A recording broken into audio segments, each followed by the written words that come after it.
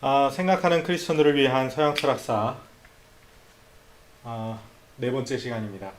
오늘은 인식론의 두 가지 양상인데 그 고대 철학을 서양 철학사를 진행을 하다 보면은 반드시 이 인식론이 등장을 하게 됩니다. 우리가 첫 시간에 그 서양 철학을 이야기를 할 때 첫 시간에 이제 서양 철학 이야기를 할 때 우리가 처음에 이제 존재론을 이야기했었죠. 우주론. 그래서 고대 자연 철학자들이 시작이 됐다고 했습니다. 그래서 이 우주의 근원은 무엇인가? 우주는 무엇으로 이루어져 있는가? 였고, 그래서 이 우주에서 따라 빠져나와서 그래서 존재론이 나온다 그랬죠. 그래서 우주를 둘로 나눠서 나와 내가 아닌 것 해서 우주론과 존재론이 나온다고 했습니다. 근데 이게 이제 철학의 커다란 이제 두 개의 분과고, 여기서 또 한 가지가 나눠지는 게 뭐냐면 인식론이라고 하는 것이 등장합니다. 인식론. 이 인식론이라고 하는 것은 사실 철학을 하는 방법론이에요. 방법론. 인식론. 그래서 우주론에도 당연히 인식론, 이 우주의 근원이 무엇인가를 탐구하는 어떤 방법이 있겠죠. 그죠? 철학하는 방법. 존재론을 탐구할 때도 마찬가지겠죠. 존재는 무엇인가를 탐구하는 어떤 방법이 있을 겁니다. 그래서 그 방법을 일컫는 게 이제 인식론이다라고 하는 것이죠. 그래서 철학은 크게 이제 우주론과 존재론은 아니고 그 다음에 인식론적인 방법론이 철학에서 굉장히 중요하게 등장을 한다. 이렇게 요거 이제 첫 시간에 두 번째 시간이죠. 두 번째 시간에 제가 말씀을 드렸던 겁니다. 첫 시간인가요? 첫 시간이 두 번째 시간이 헷갈리네. 근데 이제 오늘 드디어 이제 인식론으로 들어가게 됩니다. 우리가 지난 시간까지는 이제 파르메이데스, 헤라클레이토스, 피타고라스 이렇게 해가지고 이제 고대 철학자들 쭉 살펴보다가 아직 고대 철학자가 남았습니다. 남아 있는데 중간에 인식론으로 들어갑니다. 왜냐하면 지난 시간까지 다루었던 철학자들에게는 대체적으로 이 인식론이 통일된 경향성을 보입니다. 그러나 오늘 등장하게 되는 이 파르메이데스의 제자인 제논이라고 하는 철학자부터 아주 독특한 형식으로 인식론이 양분되기 시작합니다. 오늘 그거에 대해 살펴볼 겁니다. 근데 이게 왜 대단히 중요한 것이냐면 이게 사실 오늘 이 그 강의가 서양 철학 전체를 다 아우를 수 있는 철학의 방법 두 가지를 우리가 오늘 이야기할 겁니다. 인식론의 방법. 인식론에도 사실은 굉장히 여러 가지가 있습니다. 인식론에도. 분야가 굉장히 많이 나뉘어요. 근데 그러한 것들을 다 똘똘 뭉쳐가지고 크게 이 두 가지 어떤 분야로 나눌 수가 있습니다. 종류로. 크게. 근데 그게 이제 제논부터 이제 드디어 이제 하나가 생기기 시작한다는 거죠. 근데 사실은 이렇게 묶는 게 무리해서 어떤 우리가 그 공부를 하거나 하기 위해서 어떤 종합하는 것이 아니겠느냐.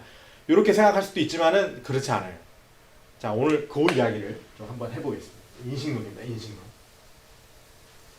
그래서 오늘 제목 자체가 제논이 논리 철학자인가? 그러니까 그 논리 실증주의자인가? 제논이 논리 실증주의자이다.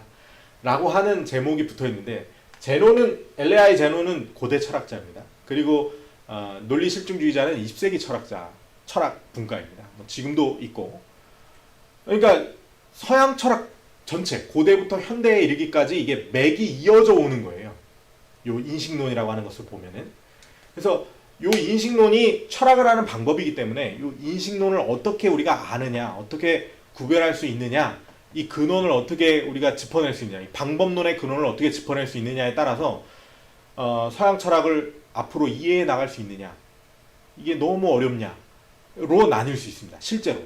그래서 서양 철학사를 처음 공부하시는 분들은 이 인식론을 반드시 알아야 되고 오늘 이야기할 이 인식론의 큰 두 개의 분야를 반드시 아셔야 되고 그래야 이 어떤 철학자를 우리가 만나든 간에 이 사람이 어떠한 그 방법론적인 배경 아래에서 자기의 철학을 개진하고 있는가를 알 수가 있습니다.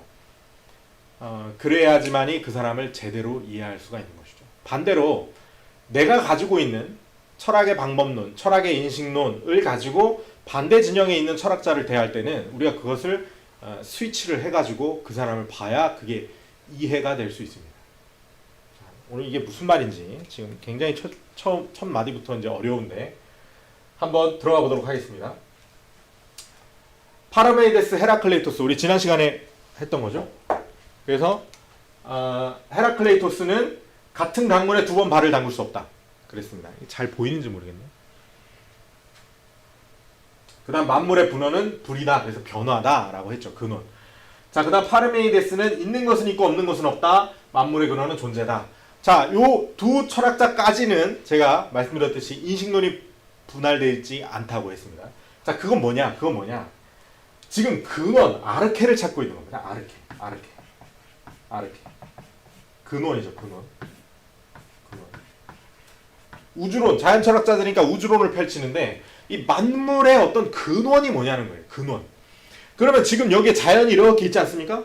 그럼 그 자연이 있는 곳 가운데서 우리가 가장 그 백그라운드, 배경이 되는 어떤 근원을 찾고 싶은 거예요. 근데 그 근원이라고 하는 것을 찾기 위해서 그럼 어떻게 해야 됩니까? 이 자연에 있는 것을 관찰해서 그 가운데서 모든 것에 포함되어 있는 어떤 근원을 찾아가는 겁니다. 여기에 자연이라는 존재가 쫙 펼쳐져 있고 우리가 그것을 인식하고 있는데 우리가 인식하는 모양새는 너무 다양합니다. 그죠? 어느 것 하나 똑같은 게 없죠. 세상 만물, 자연, 이 존재 가운데서 우리가 인식하고 있는 이 수많은 존재들 가운데서. 그런데 이 인식되는 것 말고 이 모든 것들이 어떻게 가능하지? 그 가능성의 근원, 그 근원을 찾고 싶은 겁니다. 그죠? 자, 그러니까 뭘 찾는 거예요? 이제 공통된 것. 야, 여기에도 이게 속해 있고 여기에도 이게 속해 있어? 아, 그럼 그것이 근원일 수 있겠다.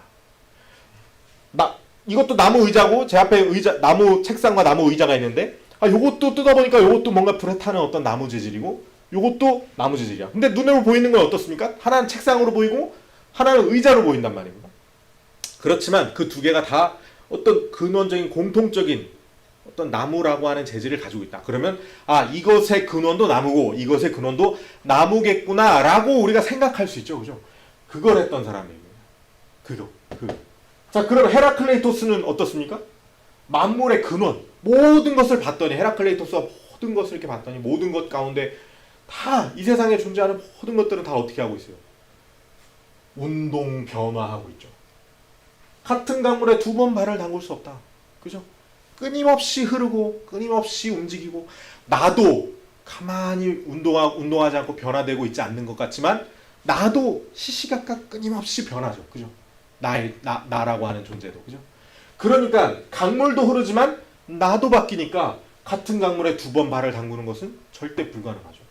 그래서 만물의 근원은 불이다라고 하는 건 뭐라고 얘기했습니다? 로고스, 즉 변화, 운동, 원리라고 했죠.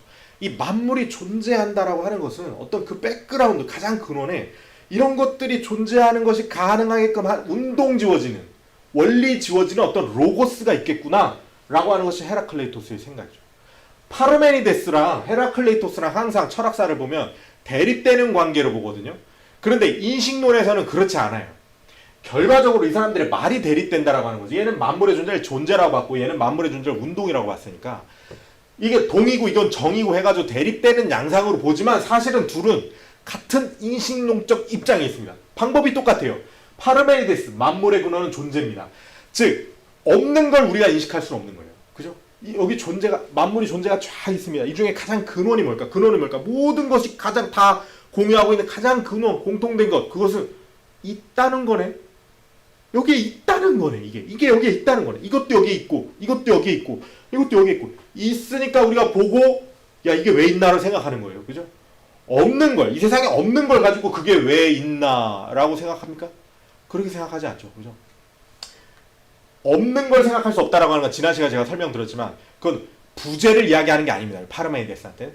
원래 여기 예를 들어서 여기 원래 나무 화분이 있었는데 이게 지금 없다. 이게 왜 없나를 생각하는 게 아니고 그 없음이 아니고 없는 것. 그건 있는 거죠. 있었던 거죠. 그죠? 그건 부재죠. 부재. 여기 나무 화분이 있었는데 그게 지금 없다. 이것은 나무 화분의 부재니까 그건 파르메니데스에게 없음이 아닙니다. 무가 아닙니다. 파르메니데스가 이야기하는 무는 원래 있는데 없는 그 부재를 이야기하는 것이 아니고 그 존재 자체를 이야기하는 거예요. 존재 자체. 있는 모든 존재 자체. 그러니까 없는 것은 생각할 수가 있습니까? 없습니까? 없다 그랬습니다. 우리 지난 시간에 설명했죠. 자, 또 아까 헤라클레이토스가 했던 방법하고 똑같죠. 그죠? 근원을 찾아가는 겁니다. 근원. 그죠? 그래서 그 만물, 그래서 이 두 사람에 의해서 밝혀지는 건 뭐냐면 만물은 일단 존재한다는 거죠. 뭔가 존재한다. 파르메이데스에게 존재한다. 그죠?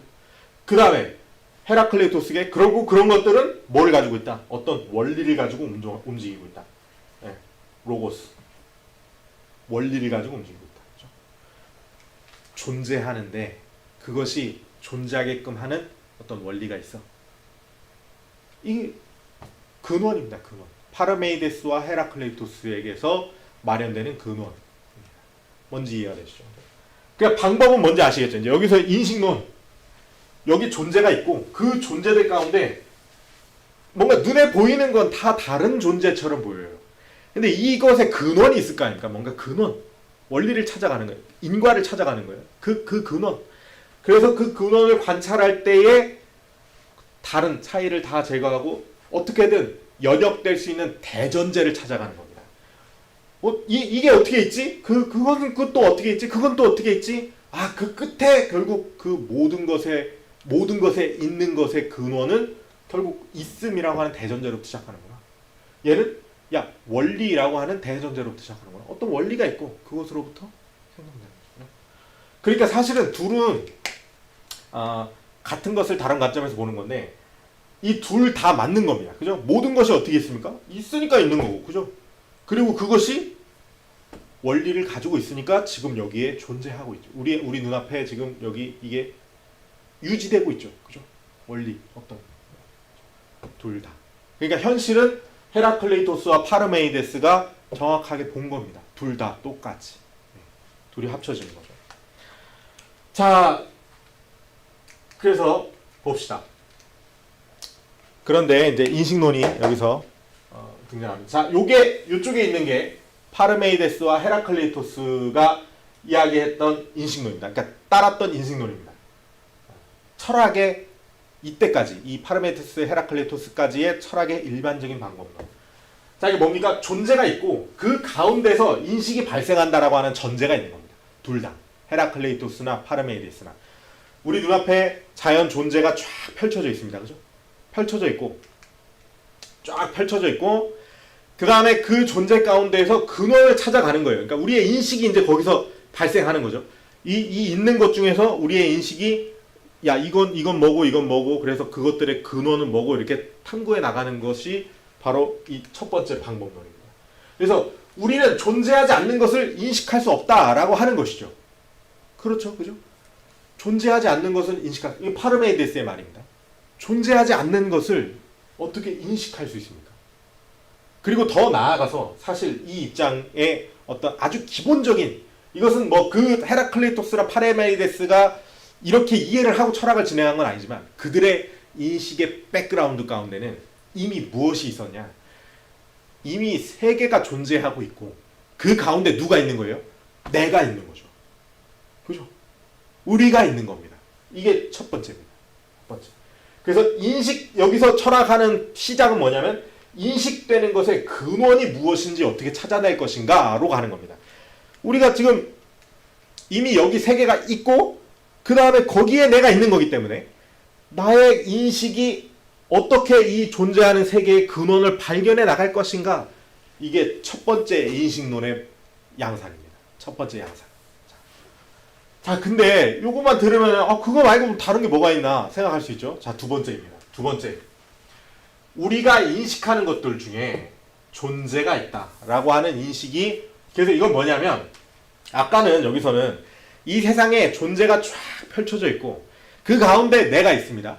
그래서 내가 세상의 진리를 이렇게 타고 갑니다. 찾아내 갑니다. 그래서 이게 근원이 뭘까? 정말 의심할 수 없는 진리가 뭘까? 끊임없이 이 대전제를 찾아 나가는 거죠. 근데 두 번째는 그렇게 시작하는 게 아닙니다. 먼저 어느 날 탁 눈을 뜨니까 뭐가 먼저 있습니까? 내가 먼저 있습니다.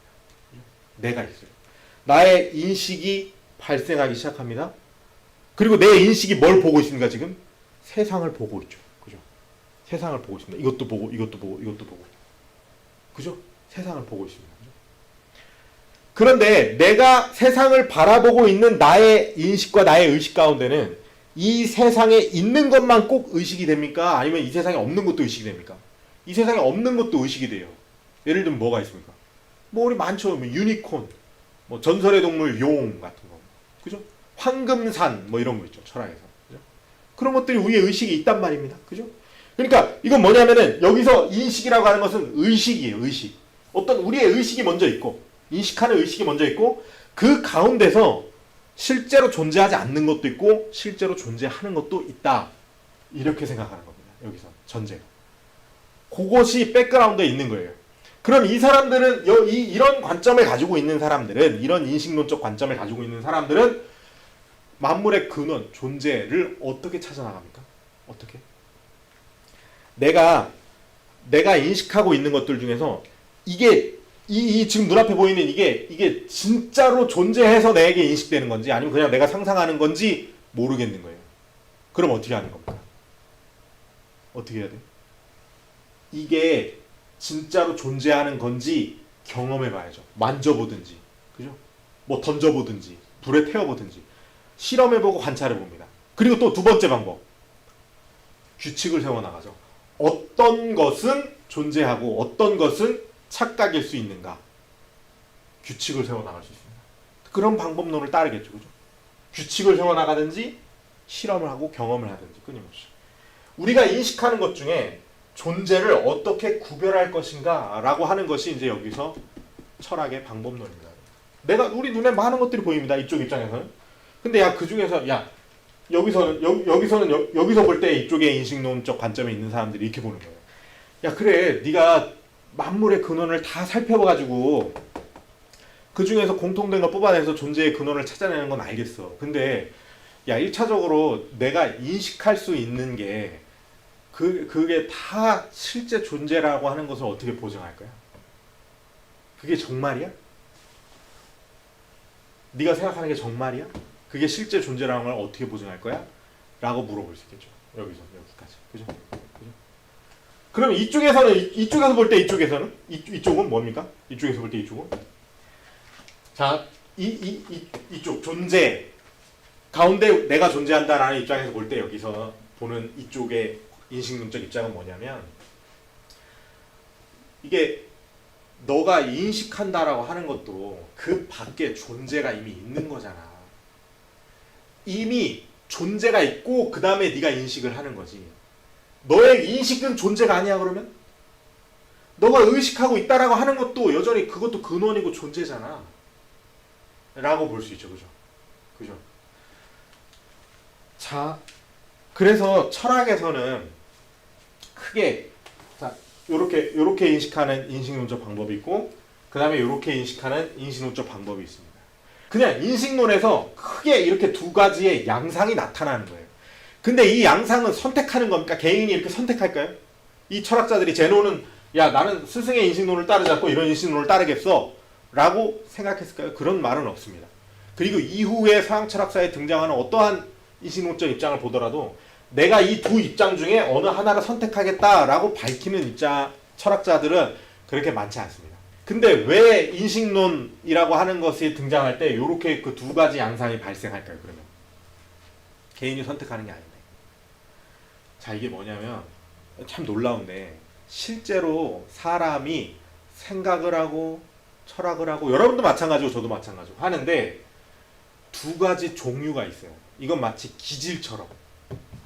어떤 사람은 이런 식으로 세상을 바라보는 이런 인식론적 관점에서 세상을 바라보는 사람이 있고 어떤 사람은 이런 인식론적 관점에서 세상을 바라보는 사람들이 있다 그겁니다. 실제로 있습니다. 이렇게 두 개. 그러니까 이쪽에 있는 사람들은 이런 관점이 있다라고 하는 것을 철학 초기에는 전혀 모릅니다. 이쪽에 있는 사람들도 이런 식으로 세상을 바라보고 있다고 하는 사람들이 있다라고 하는 것을 전혀 감지하지 못합니다. 그래서 요거를 모르는 상태에서 우리가 철학을 보면 이게 어려워져요. 왜냐하면 제노는 분명히 파르메이데스 제자입니다. 그리고 동일한 엘레아 학파고요. 그런데 그리고 똑같이 관념론자, 관념주의자, 이성주의자 이렇게 평가를 받습니다. 그런데 스승하고 전혀 다른 역설을 냅니다. 제노는. 스승은 굉장히 논리적으로 이야기를 했는데 제노는 거기서 역설을 냅니다. 그리고 이 이후에 대한 평가도 전혀 달라져요. 제논과 파르메이데스가. 결론도 같고 그렇지만 그리고 스승과 제자인데도 불구하고 그 차이가 어디서 발생하느냐? 여기서 발생하는 겁니다. 근데 이걸 모르면 이게 도대체 왜 그런 양상이 다양하게 나타날 수밖에 없는지를 우리가 이해할 수가 없습니다. 그러니까 철학 공부가 굉장히 어려워져요. 이걸 알면 이따가 보겠지만 서양 철학 전체를 꿰뚫을 수 있습니다. 이걸로. 간단해져요. 이걸로. 근데 문제는 이 강의를 들으시는 분들은 이 둘 중에 하나의 인식론적 입장에 있을 겁니다. 근데 문제는 여기 있는 거예요. 왜냐하면 내가 속한 인식론적 입장에서 어떻게 생각하냐면 누가 저렇게 생각해? 라고 생각하는 거예요. 사람이 그렇거든요. 그러니까 우리가 철학을 한다는 것은 사실은 이게 세상의 다양성을 인식하는 거예요. 그러니까 뭐냐면 누가 저렇게 생각하지? 라고 생각하는데 상대방도 마찬가지예요. 야, 누가 이렇게 생각을 안 하지? 라고 생각해요. 근데 이렇게 세상의 사람들이 판이하게 다른 종류의 사람이 실제 한다라고 하는 것을 사람들이 잘 몰라요. 실제로. 일반 대중들은 모르죠. 우리는 그런 것들을 잘 인식하지 않고 삽니다. 실제로. 왜냐하면 이미 그것이 우리의 인식론적 방법에 깔려 있는 거기 때문이에요. 방법에 깔려 있는 거예요. 그래서 심리학자들이 뭐 기질 테스트니 유형 분석이니 하는 것을 통해서 발견해 내려고 하는 것도 결국은 이것처럼 어떤 근원에 있는 정말 인간이 뭔가 다른 어떤 판이하게 다른 어떤 사고의 구조, 정신적인 구조라고 하는 것을 밝혀내려고 하는 겁니다.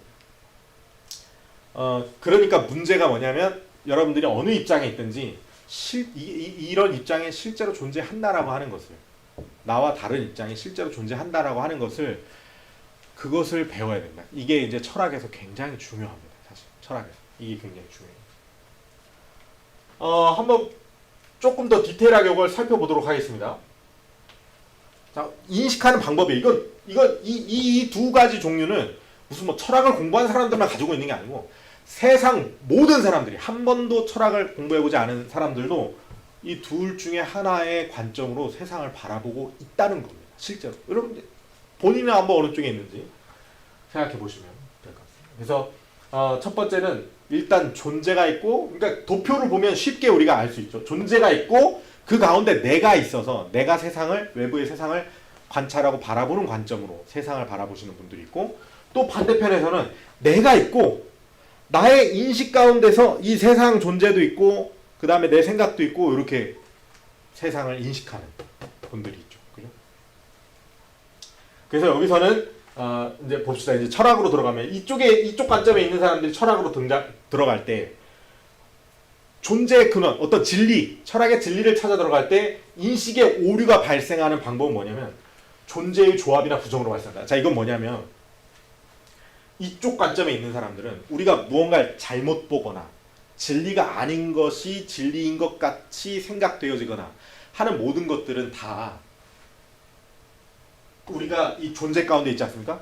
이 존재 가운데서 어떤 존재와 존재의 조합을 하나로 볼 때, 아까 뭐였습니까? 황금산이 실제로 있습니까? 유니콘이 실제로 있나요? 근데 그런 것들은 다 뭔가요? 존재와 존재의 결합이죠. 유니콘은 말과 그 다음에 뿔고래의 뿔의 조합, 독수리 날개의 조합, 존재와 존재의 조합이죠. 잘못된 조합이죠. 근데 왜 그 조합이 진리가 아닌 게 돼버렸나요? 허구, 가상이 돼버렸나요? 왜? 실제 이 세상에 없으니까. 그죠? 자, 그 말은 무슨 말입니까? 실제 이 세상에 이 보드마카, 파란색과 뭔가 이 유성 마카가 만나가지고 조합돼서 존재와 존재가 조합돼서 있는 이 유성 마카는 지금 여기 있잖아요. 그죠? 파란색 유성 마카가 여기 있습니다. 이건 허상이 아니에요. 실제예요. 왜 실제죠, 이건?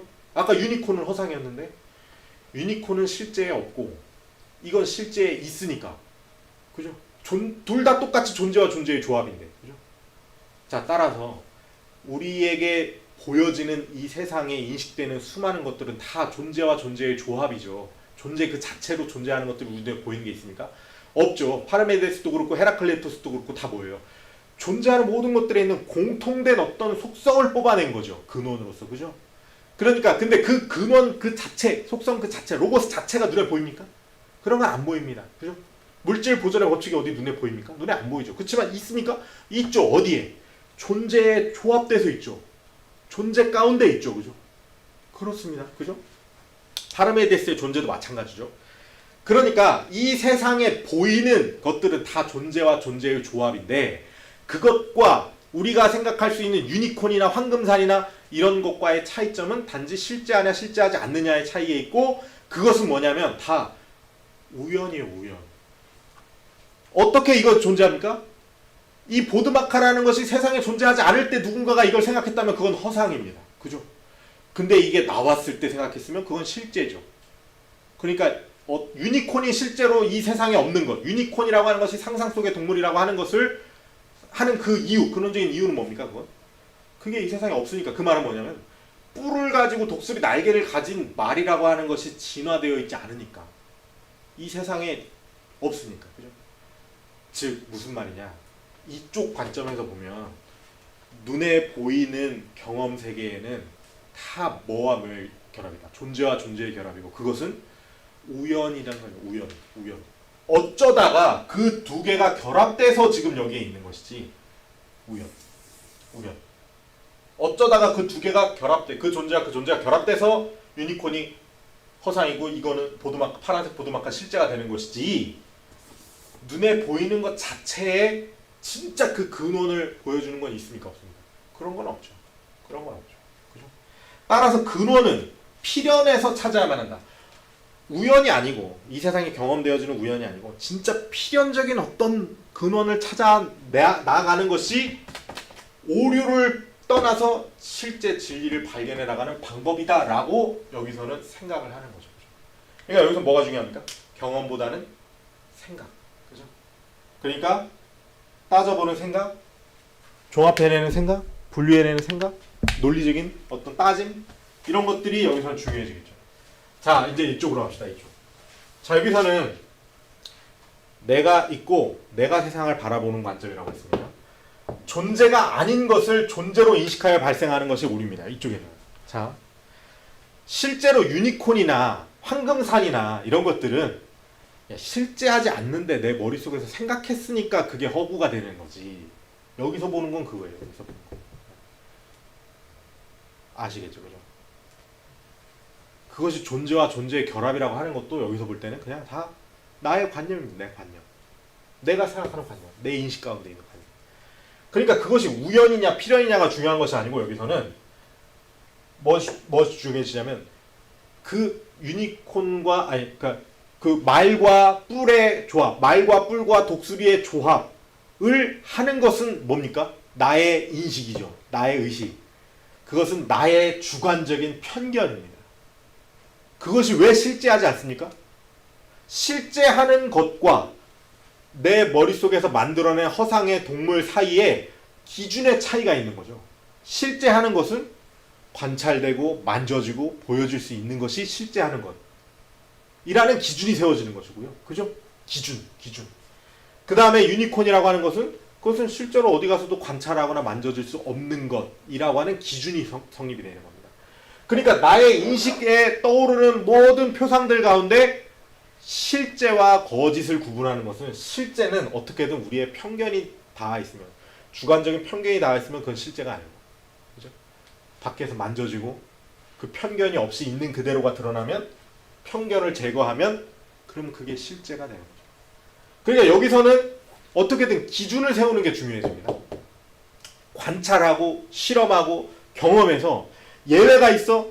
예외가 있으면 더 기준을 정밀하게 하고 그래서 어떻게든 이 실제 진리의 기준을 얼마나 정밀하게 세워나가는가가 중요해집니다.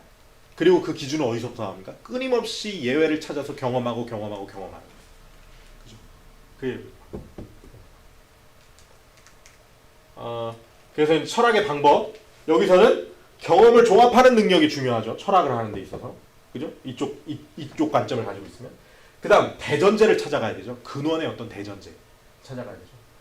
그 다음에 기억과 사고 처리가 중요해집니다. 내가 그것을 기억해서 있는 것들을 다 내 머릿속에서 딱 나열해놓고 그 중에 공통된 것을 쫙 뽑아내서 거기에 운동이 있네, 종합, 존재가 있네 하는 어떤 그런 것들이 중요해지는 거죠. 그리고 여기서는 그런 방법으로 필연에 도달하려고 하는 겁니다. 그럼 필연이라고 하는 것은 다른 말로 뭐예요? 그 진리죠. 그죠? 그런 방법으로 진리를 발견해 나갈 수 있다는 거예요. 그 다음에 여기서는 자, 다양성을 인식하는 능력이 필요합니다. 왜? 내가 이게 그 실제로 존재하는지 존재하지 않는지를 따질 때에 뭐가 필요하다 했습니까? 기준이 필요하다 그랬죠? 그 기준은 최대한 많은 사례에 부합하는 것이어야 합니다. 그러니까 일단 다양성을 인식하고 경험해야 돼. 끊임없이 실험하고 관찰하고 경험해야 돼. 그러면서 예외를 찾아 나가는 거죠. 그죠? 예외가 있는가 없는가? 예외가 있는가 없는가? 예외를 찾아 나가는 거야. 관찰을 통해. 근데 여기서와 이제 궁극적으로 달라지는 게 있습니다. 여기서는 뭡니까? 그래서 결국 기준을 세워서 진리를 정의하는 거죠. 진리는 나의 인식에 의해서 정의되는 겁니다. 야, 그게 진리야 라고 정의되는 거죠. 자, 이쪽 관점에 있는 사람하고 이쪽 관점에 있는 사람하고 서로 대화를 합니다. 예를 들어서 진리에 대해서 대화를 해요. 자, 이쪽 관점에 있는 사람들이 이렇게 이야기합니다. 야, 내가 보니까 아까 그 파르메이데스 볼까요? 내가 보니까 쫙 생각해 보니까 필연적으로 야, 이 존재라고 하는 것이 있어요.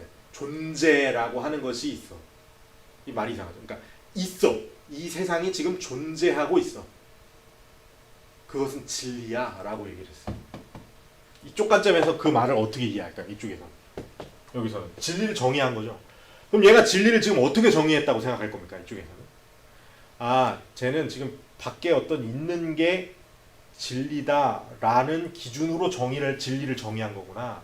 진리는 바깥에 있는 거구나 라고 생각을 하겠죠. 여기서. 그죠? 둘이 대화가 됩니다. 대화가 되는데 의미가 전혀 달라지죠. 전혀 달라지죠. 아시겠죠? 그죠? 자, 이거 이제 그 고대 철학하면은 많이 나오는 건데 그리스 신화에 테세우스라고 하는 사람이 있었습니다. 이 사람이 미노스 섬에 가고 용을 무찔렀어요. 이 배를 타고 용사들과 함께 용을 무찌르고 왔습니다. 이 배가 굉장히 아주 설계를 열심히 했던 전설적인 아주 전설의 레전드인 배인 거죠. 테세우스의 배. 그래서 얼마나 이게 기념적인 겁니까, 그죠? 이게 용을 무찌르고 왔으니까. 그래서 사람들이 이 테세우스의 배를 항구에 정박해 놓고 야, 우리가 이걸 대대로 이 배를 남겨가지고 기념을 해봐야 되겠다 라고 생각을 했습니다. 근데 문제가 발생했습니다. 시간이 지나니까 어떻게 됩니까? 시간이 지나니까 배가 낡게 되죠. 낡습니다. 막 이게 나무로 만들었으니까, 그죠? 나무도 막 판자가 떨어지고 막 깃발이 찢어지고 여기가 부러지고 막 색도 바래고 점점 배가 폐허로 바뀌게 되는 거죠. 시간이 지날수록. 그게 큰일 났습니다. 그죠? 그러니까 어떻게 했습니까? 사람들이 원래 테세우스가 만들었던 배랑 똑같이 실제로 운행 가능하게끔 똑같이 해서 새로 배를 만들었어요. 새로 배를 만들었죠. 모형 배를 만들었죠. 그죠? 그리고 이거는 옛날 배는 그냥 점점 썩어가는 거죠. 그냥 정막해서. 이건 진짜 완전 현실적으로 그때 그 만들었던 방식, 그 장인의 방식과 똑같이 해가지고 짱 하고 만드는 거죠. 그죠? 자, 여러분들 뭐가 진짜 테세우스의 배입니까? 여러분들 여기 관광을 갔어요. 그럼 어디로 갈 겁니까? 야, 진짜 테세우스의 배는 이거지. 야, 어떻게 보냐? 진짜 테세우스의 배는 이거지. 이게 진짜지. 보세요. 여기서 진짜라고 하는 말이 갈리는 걸 우리가 알 수 있습니다. 그죠? 어떤 사람은 진짜 테세우스의 배는 어떤 사람 입장에서 뭡니까? 뭔가 이게 움직이고 이게 실제로 이게 배지, 이게 배. 이게 그러니까 진짜 테세우스의 배지. 이게 배냐? 이거 다 무너져갖고 이건 배가 아니지, 이건. 이건 그냥 나무 판잣대기지. 여기서 진짜라고 하는 의미는 뭡니까? 진짜. 내가 경험할 수 있고 만져줄 수 있는 거. 이라고 하는 어떤 기준이 성립되죠. 그죠? 기준. 그 다음에 이쪽에서 말하는 진짜의 개념. 이것은 비록 지나가 버렸지만 역사 속에서 실제로 거기에 다녀왔던 그 동일한 것이 유지되고 있잖아. 비록 썩어 문드러져서 이제 더 이상 물에 뜨지 않는 폐허가 돼버렸지만은 그러나 이 잔해가 실제로 그때 갔다 왔던 그 역사성을 이 잔해가 담고 있지. 하는 거죠. 그죠? 이게 타협이 안 됩니다. 왜냐하면 인식론에서 벌써 갈리는 거예요. 세상을 바라보는 관점 자체가 달라요. 어떤 사람은 세상을 바라볼 때 기준을 세워서 기준을 통해서 바라봅니다. 인식하고. 무엇이 사과야? 사과라고 하는 기준을 어떻게 세워? 물어보면. 그 다음 이쪽에서는 야, 그럼 사과, 이걸 사과라고 하자. 이 공통된 속성, 이것을 사과라고 하자. 라고 하는 거죠. 그 여기서는 아니지. 사과라고 하는 것이 사과가 되기 위해서는 그것이 바나나와 달라야 되고 파인애플과 달라야 되고 그 수많은 예외들을 다 겸증해 봐야 그게 사과가 될 수 있지 않겠어? 라고 생각하는 거예요. 그러니까 이해를 못합니다. 서로 이해를 못하는 거예요. 서로. 실제 이거 철학뿐만이 아니고 여러분 현대에 와서도 제가 논리 실증주의까지 갈 거거든요. 현대까지도 이어지는 모든 인류를 양분할 수 있는 겁니다. 이 인류 역사에서 인류라고 하는 것이 어떤 사람은 이쪽에 있고 어떤 사람은 이쪽에 있고 진짜 테세우스의 배. 그죠? 그래서 아까 보면 똑같죠, 그죠? 여기서는 이 세상에 존재하고 있고, 그죠? 인식되는 것의 근원은 무엇인지 어떻게 찾아낼 것인가. 그래서 진짜 테세우스의 배는 어떻게 찾아낼 겁니까, 그러면? 뭔가 여기 세상에 존재가 있었습니다. 존재가 지속되어 오고 있죠, 그죠? 그래서 테세우스의 배가 거기 갔다가 여기 정박된 채로 썩어가고 있죠, 그죠? 그러니까 필연적으로 이것은 그때 그 테세우스가 용을 물리치었던 그 역사와 맞닿아 있죠, 이 썩은 배는. 그러니까 여기에 이게 진짜 테세우스의 배다라고 도장을 꽝 찍겠죠. 이런 인식을 가지고 있는 사람. 자, 근데 봅시다. 여긴 제가 두 개를 다 그려놨어요. 왜냐? 여기서는 기준을 세우는 게 중요합니다. 그죠? 진짜라고 하는 기준을 어떻게 세울 건데? 그래서 그게 정말 진짜로 배야? 배라는 기준이야? 그러면 당연히 이게 진짜 테세우스의 배지. 이건 다 썩어 문드러졌잖아. 이렇게 될 거고요. 그죠? 근데 여기서도 이걸 선택할 수도 있습니다. 어떻게? 기준을 다르게 성립하기만 하면 돼요. 야, 진짜라고 하는 기준을 정말로 역사 속에서 그것이 갔다 왔었던 그 재료로 된 것을 진짜라고 여기자 라고 기준을 세우면 여기서도 이게 진짜가 되죠. 그죠? 근데 여기서 말하는 이것과 여기서 말하는 이것은 이건 인식이 달라요. 인식이 달라요. 여기서 이쪽 인식론적 관점에서 이 썩어 문드러진 테세우스의 배가 진짜 테세우스의 배야 라고 하는 것은 뭘 쫓아가는 겁니까? 이건 필연을 쫓아가는 거죠. 진짜라고 하는 것은 필연적으로 야, 이 모형배가 그때 그 아무리 이 모형배 역사를 쫓아가면 이거는 그때 용을 물리친 배가 아니잖아. 그 필연적으로 시간의 흐름 속에서 이것이 이 테세우스의 배지. 그래서 이것이 필연적으로 썩을 수밖에 없지만은 이것이 진짜 테세우스의 배지. 필연을 찾아간 거죠, 여기서. 그죠? 근데 여기서 이 썩은 배를 선택했을 때는 한 경우에는 기준을 성립한 거죠. 야, 진짜라고 하는 기준을 어떻게 성립을 할까? 그것은 그때 갔다 왔던 그 재료가 함유되어 있는 것을 진짜라고 기준을 삼자라고 해서 여기서 그래서 여기에서 이걸 선택할 때 그 기준은 필연인가요? 아니에요. 그건 필연이 아니에요. 선택이죠. 그죠? 선택. 그러니까 이게 달라집니다. 이게 실제로 제가 해보고 싶은데 사람 많이 모아놓고 사람들한테 어느 쪽이 테세우스의 진짜 테세우스의 배입니까? 여러분들이 관광 가면 어느 쪽으로 갈 겁니까? 라고 하면 사람마다 다 갈리겠죠. 그죠? 진짜 테세우스의 배는 이거다. 진짜 테세우스의 배는 이거다. 서로 이해를 못합니다. 서로. 이건 제가 그 평생학습가에서 강의할 때도 그랬는데 누가 진짜 이걸 진짜 테세우스의 배라고 생각하는 사람이 있단 말이야? 있어요. 있습니다. 어떤 사람은 이게 어떻게 진짜 테세우스의 배냐? 이쪽에 있는 사람. 이해가 안 됩니다.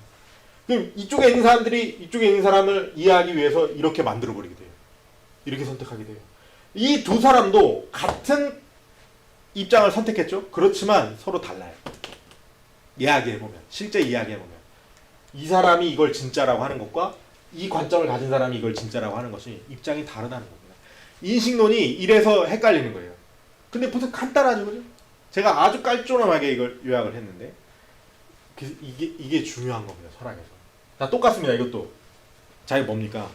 자, 어느 날 스승이 제자 2명을 딱 부릅니다.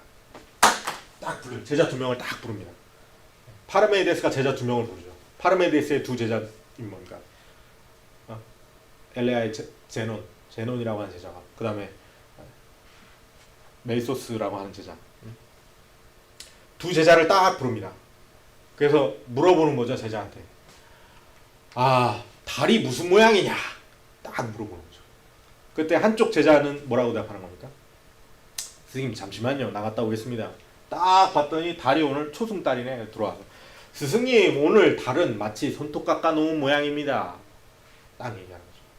그러니까 한 제자는 스승님 달은 둥근 모양입니다. 다음 날도 물어보는 거예요. 다음 날도 스승님 자 달은 무슨 모양이냐. 어때? 이쪽 제자가 또 나와서 딱 보니까 다음 날이 아니겠죠. 며칠 뒤겠죠. 딱 보니까는 달이 오늘은 반달이네. 그래서 이쪽 제자는 스승님 오늘은 달이 반달입니다. 그랬더니 이쪽 제자가 스승님 오늘도 달은 둥근 모양입니다. 라고 이야기하는 거죠. 이해가 되시나요? 이제 이게 이 2 입장이 실제로 있단 말입니다. 사람들이 다. 자, 한쪽 입장에서는 뭡니까? 여기서는 달이 무엇이냐, 달은 어떤 모양이냐 라고 하는 것을 생각할 때 뭘 찾아 나가는 겁니까? 필연을 찾아 나가는 거죠. 필연적으로 달이 지금 눈에 보이는 것이 뭐 오늘은 초승달이고 뭐 다음 주는 반달이고 왔다 갔다 하겠죠. 왔다 갔다 할 테지만 여기서 볼 때 그 왔다 갔다 하는 모습이 가능하게끔 하는 필연적인 어떤 모양은 뭐일 수밖에 없어요. 항상 원일 수밖에 없다는 거죠. 그죠? 여기서 생각할 때. 그죠? 근데 여기서 생각할 때는 뭡니까? 여기서도 둘 다 가능하죠. 여기서도 먼저 이쪽부터 보면 달의 모양이라고 하는 것을 어떻게 정의할 것인가? 달의 모양? 아 그래, 달의 모양이라고 하는 것은 오늘 달의 모양이지, 오늘 내 눈에 보이는 지금 이 위도에서 보이는 달의 모양, 그럼 시시각각 변하는 게 그 달의 모양이지 라고 생각할 수 있죠. 근데 기준을 바꿉니다. 아 달의 모양, 그 달이라고 하는 것은 뭐 눈에 보이는 것과 관계없이 그냥 저 우주에 이렇게 있는, 그냥 그 존재하고 있는 그 달의 모양을 물어보는 거다. 그러면 여기서도 달의 모양은 항상 동그랗지 라고 말을 할 거예요. 그죠? 근데 여기서 달의 모양이 항상 동그랗지 라고 말할 때는 기준을 설립하고 그 다음 그 기준에 따라서, 달의 모양이라는 기준에 따라서 이야기를 한 거고, 여기서 달의 모양이다 라고 하는 것은 그건 그냥 필연을 따라가는 거죠. 그죠? 그 여기서 이 입장에서 있는 사람이 볼 때, 이 입장에 있는 사람은 야 네가 달의 모양이라고 하는 것이 진짜 스승님이 이걸 물어본 건지 이걸 물어본 건지 어떻게 알아? 그 기준을 네 마음대로 성립해. 왜? 라고 따져 물을 수 있어요. 여기서는. 그렇지만 여기서는 여기가 우리가 이해하는 거죠. 야 달의 모양이라고 물어봤을 때 그 달의 모양이라고 하는 것은 우리가 기준을 성립할 수 없이 그 필연적으로 이거든 이것도 어떻게 가능한 거야? 달이 둥그니까 가능한 거야. 그러니까 이 달에 둥글다라고 하는 것이 이거든 더 근원적인 달의 모양인 거야. 그러니까 여기서는 기준을 성립할 이유가 없죠.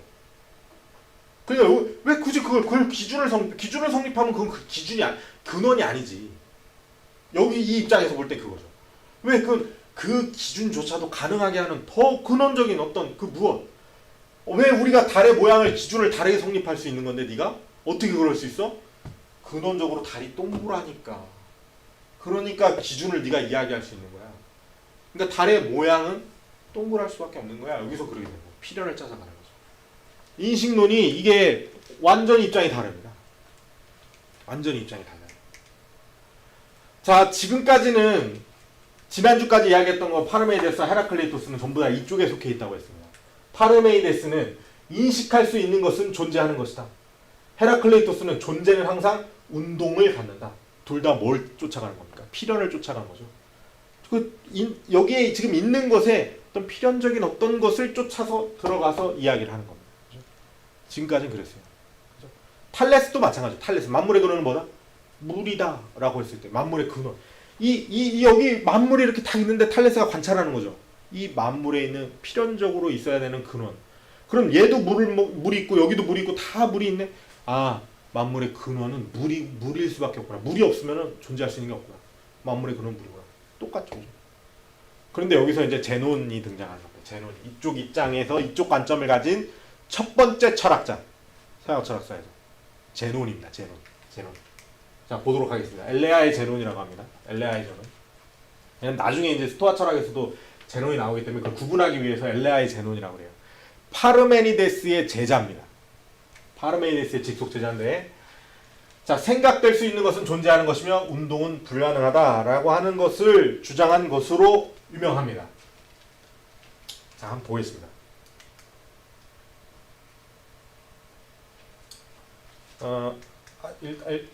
일단 제논을 한번 살펴보고 역사를 보도록 하겠습니다. 자, 이게 뭐냐? 생각될 수 있는 것은 존재하는 것이며, 아까 뭐라고 했습니까? 스승이 파르메니데스가 뭐라고 했어요?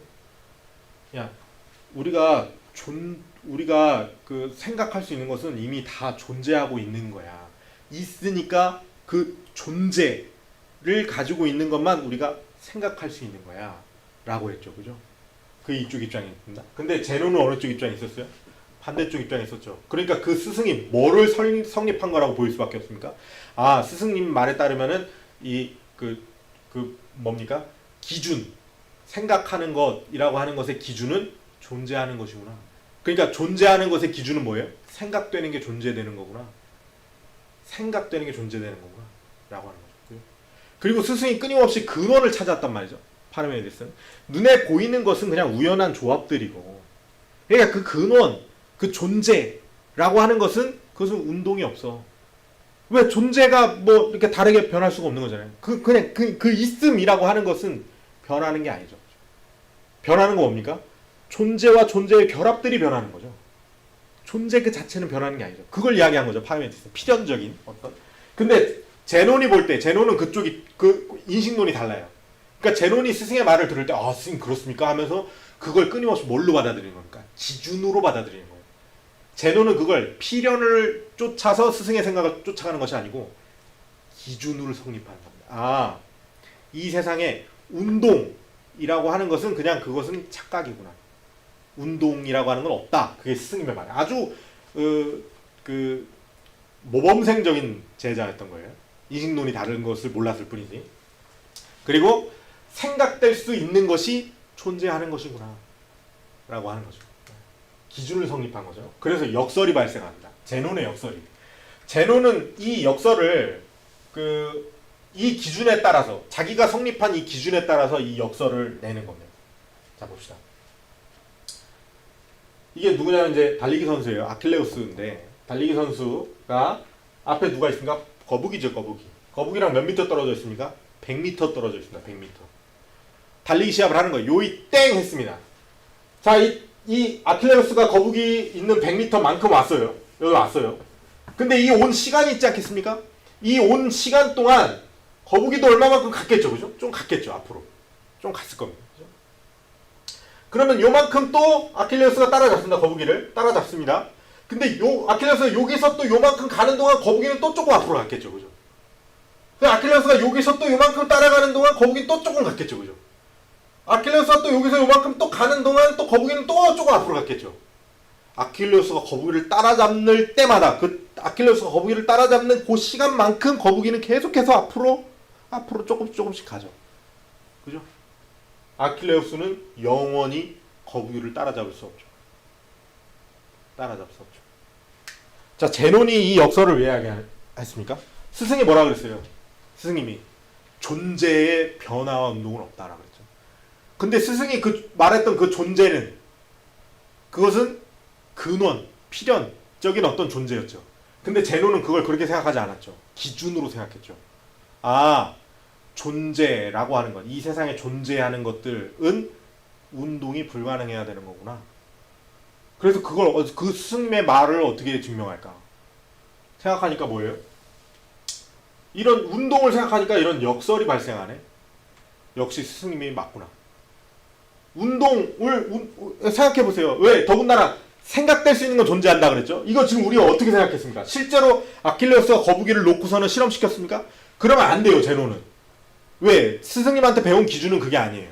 눈에 보이는 게 아니고 생각해야 되는 거예요. 그죠? 생각될 수 있는 것이 실제 존재에 접근할 수 있는 거예요. 그게 스승님한테 배운 기준이에요. 제논이. 그죠? 그러니까 머릿속에서 생각하는 거예요. 머릿속에서. 둘이. 근데 우리가 지금 생각해보니까 어때요? 영원히 못 따라잡죠? 그죠? 머릿속에서. 그러니까 제논이 야 이런 역설이 발생하네. 그러니까 겉으로 보일 때 실제 둘이 달리기 시합해갖고 아킬레우스가 이기는 것처럼 보이는 것은 그것은 착각이다. 왜 그거는 거기에 그것이 착각이 아니고 거기에 그것이 운동이라고 하는 것이 착각이다라고 보는 거예요. 그것이 운동이다라고 하는 것이. 왜? 운동이라고 하는 것은 실제로 생각을 해보니까 영원히 못 따라잡아요. 그죠? 근데 실제로 달리기 시합을 시키면 아킬레우스가 따라잡으면 못 따라잡는다. 따라잡는단 말이죠. 그죠? 그러니까 실제로 보이는 그 인식된 아킬레우스가 따라잡히는 것처럼 보이는 건 운동 때문이 아니라는 거예요. 제논의 말은. 그겁니다. 제논의 역설이 그 의미예요. 그 의미. 운동 때문이 아니라는 거예요. 실제로 따라잡는 건. 운동이라고 하는 것은 역설이 발생해요. 영원히 못 따라잡아요. 제논의 입장에서는. 그죠? 그게 이것도 똑같습니다. 이 화살의 역설. 화살. 화살을 쫙 쐈습니다. 그죠? 그리고 관역에 가서 딱 맞죠? 실제로 쏘면 화살이 관역에 가서 딱 맞습니다. 그죠? 그죠? 근데 생각해보세요. 이 관역은 이 화살을 쏜 거서부터 관역대까지의 무수한 점들을 지나가야 되죠. 공간들을. 무수한 공간들을 지나가야 되죠. 이 화살은 그 무한한 공간을 끊임없이 지나가야 이 관역에 도달할 수 있어요. 그게 운동이죠. 그죠? 운동. 변화, 움직임. 화살이 끊임없이 움직여요. 그죠? 근데 그 화살이 무한한 공간을 어떻게 지나서 여기에 도달합니까? 공간이 무한한데. 무한히 쪼개지는데. 아무리 작은 것도 또 쪼갤 수 있고 끊임없이 쪼갤 수 있는데 그 무한한 공간을 화살이 통과를 해가지고서는 관역에 닿는다? 그건 역설이죠. 그죠? 무한한 지점에 화살이 있을 수 있으니까요. 그죠? 그건 역설입니다. 그 역설이 왜 발생한 겁니까? 운동을 전제로 하니까 역설이 발생한 거예요. 제논이 볼 때. 그죠? 그러니까 실제로 화살을 쐈을 때 화살이 관역에 닿죠. 실제로. 그죠? 그것은 운동 때문이 아니라는 거예요. 운동 때문이 아니라는 거예요. 그 단편의 어떤 토막들이 우리에게 인식돼서 우리가 거기다가 운동이라는 개념을 부여하니까 그게 그렇게 닿는 것으로 보이는 거지. 실제로 생각해봐라. 그런 운동은 없다. 제논의 말입니다. 제논의 말. 그죠? 이해가 되시죠? 왜 제논이 이렇게 생각한다고요? 기준이 뭐예요? 기준. 스승이 세워놓은 기준. 운동은 없고. 그죠? 그 다음 생각될 수 있는 것이 곧 존재고. 스승이 실제로 이렇게 얘기했나요? 스승은 이렇게 얘기하지 않았죠. 그러니까 똑같은 말이에요. 스승은 뭐라고 했습니까? 파르메이데스는 존재하지 않는 것은 생각될 수 없다 말했습니다. 그죠? 제논도 똑같이 받아 적은 거예요. 존재하지 않는 것은 생각될 수 없다. 근데 제논한테는 그게 의미가 어떻게 됩니까? 스승한테는 그것이 필연적인 어떤 존재가 없다면 비존재는 그것은 없는 걸 어떻게 생각합니까? 그게 스승의 생각이었죠. 그죠? 근데 제논이 그걸 모범생이니까 아주 잘 받아 적어요. 시험은 아마 1등 했을 거예요. 제논이. 근데 제논의 입장에서는 그것이 존재와 생각되는 것이 같다라고 지어진 거예요. 그게 기준으로 성립되는 거예요. 스승의 말이. 그걸 기준으로 만들어버린 거예요. 필연이 아니고 기준. 존재하지 않는 것은 생각될 수 없다. 근데 지금 생각이 되잖아요. 지금 이게 무한한 공간 가운데 이 화살이 움직이는 운동이라고 하면 생각될 수 있죠. 근데 역설이 발생하죠. 그 생각에. 그죠? 그러니까 운동이라고 하는 것은 또 없고. 그죠? 따라서 이 생각은 실제 현실과 맞닿아 있죠. 실제 세상에도 운동은 없는 것이다. 근데 우리 눈에 화살이 쏘면 날아가서 관역에 닿는 것처럼 보이죠. 그건 이제부터 제논한테 뭐예요? 그건 착각인 겁니다. 착각. 제논이 그렇게 생각하는 겁니다. 그렇죠? 자, 이것도 마찬가지입니다. 제논이 생각하는 거예요. 그냥 아무것도 없는 무의 공간, 우주, 그냥 아무것도 없는 무의 어떤 세계, 아무것도 없는 무의 세계에서 그럼 그 세계에서는 속도를 어떻게 측정합니까? 속도. 무엇과 무엇이 있어야 그 사이에 상대적인 속도를 계산할 거 아닙니까? 그죠? 근데 제논이 거기에 이제 이 이렇게 공 3개씩 이렇게 연결되어 있는 세 줄을 딱 놓는 거예요. 이렇게. 그죠? 자, 그래서 얘는 이 첫 번째 줄은 이쪽으로 이동합니다. 그리고 이 마지막 줄은 이쪽으로 이동을 해요. 그러면 얘가 이제 한 칸을 딱 움직이면 얘랑 똑같아지죠. 그죠? 위치가. 그죠? 그럼 얘도 이쪽으로 한 칸을 딱 움직이면 똑같아지죠. 그죠? 그러면 얘는 둘이 동시에 똑같은 속도로 움직였다고 해봅시다. 자, 얘가 얘랑 한 칸 속도로 움직였죠. 얘도 얘랑 한 칸 속도로 움직였죠. 근데 문제는 얘랑 얘를 보면 어떻게 됐습니까? 두 칸이 이동했죠. 그죠? 서로 얘 끝과 얘 끝이 만나는 거니까 여기서. 그죠? 그러니까 얘랑 보고 얘랑 볼 때는 한 칸씩 이동한 거예요.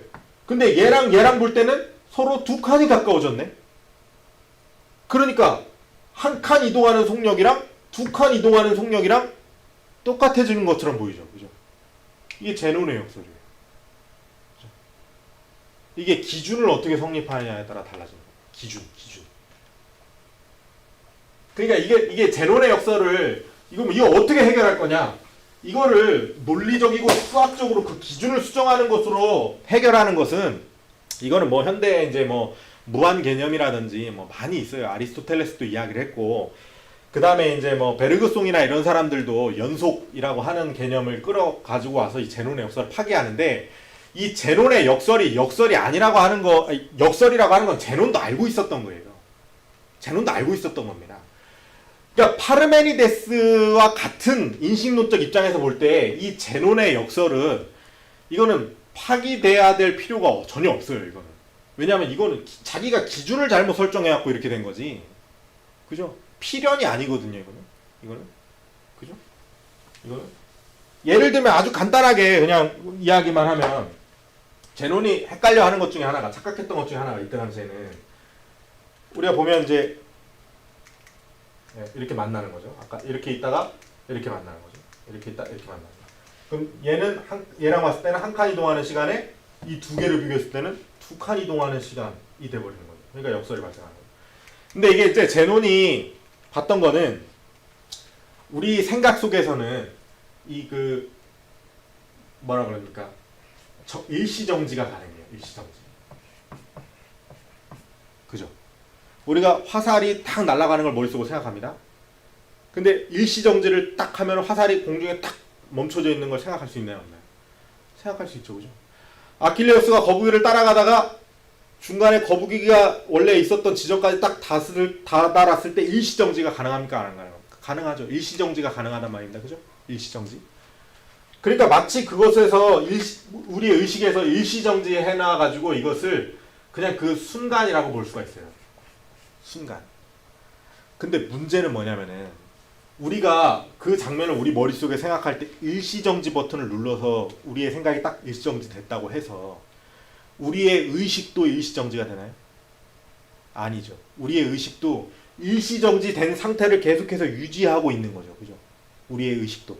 그 생각하는 그 생각이. 아무리 우리가 일시정지를 해도 의식 자체가 일시정지 되는 건 아니란 말입니다. 제논은 그걸 못 보는 거예요. 왜냐하면 의식보다 존재가 더 작으니까.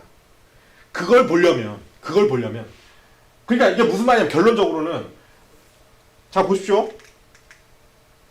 화살을 일시정지했기 때문에 무한한 공간을 화살이 통과해야 된다는 역설이 발생합니다. 그죠? 근데 이 일시정지라고 하는 것은, 실제로 우리 머릿속에서 일시정지라고 하는 것은 일시정지된 요 장면의 지속이지, 실제로 시간의 일시정지가 될 수가 없죠. 그럴 수는 없어요. 왜냐하면 우리의 의식이 계속 지속되고 있으니까. 일시정지라고 하는 것을 유지시키고 있는 거예요, 우리는. 무슨 말인지 아시겠죠? 그죠? 우리의 정신은. 왜 우리가 제가 이걸 어떻게 이야기할 수 있습니까? 그러니까 제논의 역설이 깨지죠. 그죠? 자, 제논은 그걸 볼 수가 없어요. 왜냐하면 제논의 입장에서는 우리의 의식이 있고 거기에서 존재가 있어요. 그죠? 우리의 의식을 아우르는 어떤 존재를 생각하지 않으면 우리의 의식 속에 일시정지 되어 있는 것도 계속해서 그 더 큰 존재 가운데서 유지되고 있다라고 하는 개념을 가질 수가 없죠. 제논은. 그렇죠. 그러니까 제논의 인식론적인 입장에서는 이 역설을 깰 수가 없어요. 제논은 깰 수가 없습니다. 근데 우리 이 파르메이데스 입장에서 이건 뭐 말 같지도 않아요. 야, 제가 벌써 설명했잖아요. 일시 네 머릿속에서 그게 그 순간이 있다라고 해가지고 그 순간에 멈췄다고 해서 그거 계속 지속시키고 있는 거잖아. 아킬레우스가 거북이를 따라잡았다고? 아킬레우스가 거북이를 따라잡습니다. 그럼 이만큼 간 요 순간에 네가 일시정지를 해놨지만은 사실은 그 순간에 계속 시간이 가고 있는 거잖아. 그러니까 이것은 실제와는 다른 거죠. 왜냐면 실제 현실에서는 이렇게 일시정지 시킬 수가 있습니까? 없습니까? 없죠. 그죠? 근데 정신 속에서는 역설이 발생할 수 있어요. 왜? 일시정지라는 순간에 시간을 무한하게 늘려낼 수 있거든요. 여기 아킬레우스가 일시정지되어 있는 상태에서 우리는 하루도 있을 수 있고 이틀도 있을 수 있습니다. 그런데 우리의 의식보다 더 큰 시간이라고 하는 바운더리가 있다라고 하는 것을 알고 있으면은 이게 역설이 될 수가 없어요. 왜냐하면 일시정지된 순간도 계속 유지되고 있는 거예요. 이것도 시간이 지금 계속 가고 있는 거예요, 여기서. 그죠? 그러니까 이거 말이 안 되는 얘기를 지금 하고 있는 거예요. 여기서 멈춰지고 계속 그 순간에 시간을 무한대로 계속 나가는 겁니다. 제논이. 그죠? 제논은 그걸 알아챌 수가 없죠. 왜? 내 의식보다, 내 인식보다 더 큰 어떤 시간이라고 하는 겉에 외부의 바운더리가 있다라고 하는 것을 인식할 수가 없으니까. 왜? 그렇습니까? 인식론에서 그게 다르니까. 그죠? 인식론에서 여기에 있으니까, 제논 여기에 있으니까. 제논의 역설을 완벽히 아시겠죠, 이제? 그죠? 제논의 역설이 여기서 발생하는 겁니다, 여기서. 제논의 역설이라고 인터넷에 검색하면 뭐 미적분 나오고 뭐 극한 코시 극한 나오고 함수 극한 나오고 맞아요. 그 제논의 어떤 잘못된 왜곡된 기준 자체를 파기하는 그것은 그런 것들을 푸는 것이 맞습니다. 그러나 실제로 제논이 그러한 역설을 발생할 수밖에 없는 어떤 그런 그 원인은 이 인식론에서 있는 거예요. 인식론에서 스승과 인식론이 달라요. 파르메이데스는 뭐라고 했습니까? 인식할 수 있는 것은 존재하는 것이다. 필연을 쫓아가서 도달한 거예요. 왜 그렇습니까? 존재하지 않는 것은 인식할 수가 없으니까. 그죠? 그 파르메이데스의 결론이었습니다. 제논이 그걸 기준으로 삼은 거예요. 제논은 이쪽에 있으니까. 그게 기준이구나. 존재 정의의 기준은 곧 뭐다? 파르메이데스가 뭐 했죠? 연역법 했죠? 필연을 쫓아가서. 그러니까 그것은 논리라고 하는 것이죠. 따라서 논리를 통해서 예외를 제거해 나가야 되는 겁니다. 자, 여기서 논리가 갑자기 튀어나온 거에 대해서 당황할 필요가 없습니다. 왜냐하면 파르메이데스가 필연을 쫓아갔죠. 존재의 필연. 그게 파르메이데스 스승의 방법론이었어요. 근데 그 필연을 쫓아가는 거에 있어서의 하나의 기준이 바로 생각하는 논리였어요. 제논은 그걸 기준으로 삼은 거예요. 내가 생각하고 사고하는 그 논리적인 어떤 그것이 그 존재라고 하는 것을 쫓아가는 어떤 그 방법이구나. 기준으로 삼은 거예요. 기준. 따라서 논리를 통해서 예외를 제거해 나갑니다. 그죠? 그랬더니 뭐예요? 역설이 발생하죠. 이 기준에 따라서 역설이 발생해요. 사고에서 역설이 발생해요. 그 역설은 얘가 이 인식 외부에 있는 시간의 더 큰 존재의 흐름을 인식하지 못하고 있으니까 역설이 발생합니다. 그 결과 인식되는 운동은 착각, 편견이다. 실제로 겉으로 봤을 때 이렇게 화살을 쏴서 거기 닿는 것처럼 보이는 거 그건 착각이야. 그건 운동이 아니야. 그 단편이 우리에게 인식되는 것을 우리가 조합해서 운동이라고 하는 편견을 거기다 부여하는 거지. 제논은 그렇게 생각하는 겁니다. 따라서 운동은 존재가 아니다. 제논이 스승의 제자가 도달을 한 거죠. 자, 근데 파르메이데스 제자 중에 제논 말고 이 멜리소스라고 하는 제자도 있었습니다. 근데 이 제자는 스승과 같은 인식론적 입장에 있었어요. 인식론적 관점을 가지고 있었어요. 자, 어떻게 보는 건지 봅시다. 멜리소스도 잘 받아줬고 스승의 입장을 자기가 자기 나름대로 정리를 해놨습니다. 그게 뭐냐? 어떤 것이 변화한다는 것은 변화 이전과 이후가 동일성을 가졌을 때이다. 멜리소스는 뭘 찾아가는 겁니까 지금? 스승의 필연을 쫓아가는 어떤 인식론적 입장을 풀어서 잘 설명하고 있죠. 그죠?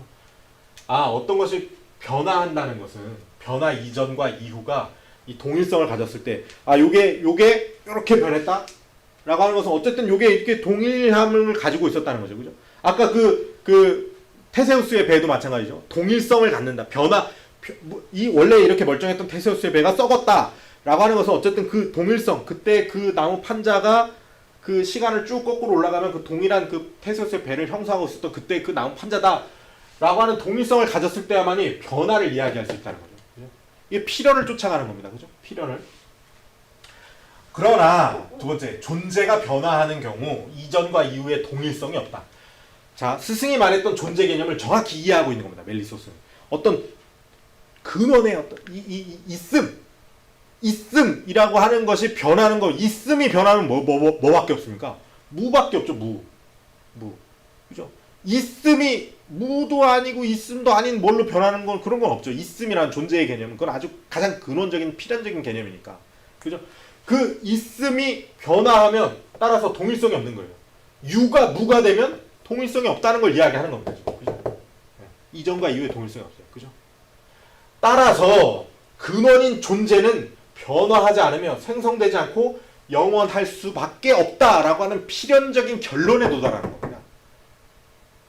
무슨 말인지 아시겠습니까? 그죠? 이거 기준을 쫓아간 게 아니에요. 멜리소스가. 그죠? 필연을 쫓아간 거예요. 자, 뭐냐?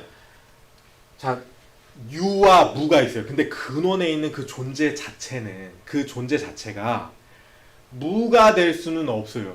왜냐하면 그건 변화하는 게 아니니까. 그 동일성이 없어요. 그러니까 유와 무 사이에는 동일성이 없다. 유가 무가 될 수 없고 무가 유가 될 수 없다라는 거예요. 왜냐하면 변화라고 하는 건 반드시 뭘 가져야 되니까? 통일성을 가져야 돼요. 연속성을 가져야 돼요. 근데 유가 무가 되는 건 연속성이 있나요, 거기에? 연속성이 없어요, 그냥. 그죠? 그리고 또 모순도 있죠. 유가 무가 되려면 뭐가 필요합니까? 무가 필요해요. 그죠? 그러니까 그건 불가능하다는 거예요. 필연적으로 어떤 근원의 있음이라고 하는 것이 변화한다? 그 속성이 변화한다라고 하는 것은 그건 불가능하다라고 하는 거죠. 테세우스의 배는 어떻게 변화했습니까? 그건 존재가 변한 게 아니죠. 존재의 조합이 변한 거죠. 테세우스의 배가 완전히 썩어서 흙이 되고 먼지가 돼도 그 테세우스의 배를 구성하고 있었던 그 존재들은 우주 어딘가에 있겠죠. 물질 보존의 법칙 아닙니까? 그죠? 그러니까 결론적으로 뭡니까? 근원적인 존재는 스승보다도 스승보다도 한 줄 더 쓰는 거죠. 스승은 근원적인 존재가 있다 해서 끝났다면 멜리소스는 그 존재는 변화하지 않으며 생성되지 않고 영원할 수밖에 없다라고 하는 것입니다. 이 멜리소스의 이 결론은 조금 어려워요. 이건 좀 어려운데 이것은 그 중세 때 와서는 이거는 기독교 신학에서도 똑같이 쓰이는 겁니다. 그때 가서 더 자세하게 이걸 이야기할 수 있을 거예요. 그때 가서. 지금은 이제 이것만 해도 머리가 아프니까. 그러니까 이건 지금 어쨌든 결론적으로 멜리소스는 이 필연을 쫓아가는 거예요. 필연. 근원의 어떤 필연. 그 근원이라는 것이 있다면 필연적으로 그것은 변화 생성하지 않아야 된다는 거예요. 그냥 있음 그 자체가 유지돼야 된다는 겁니다. 아주 나이브하게 현대적으로 얘기하면 물질 보존의 법칙 여기서 이야기하는 겁니다.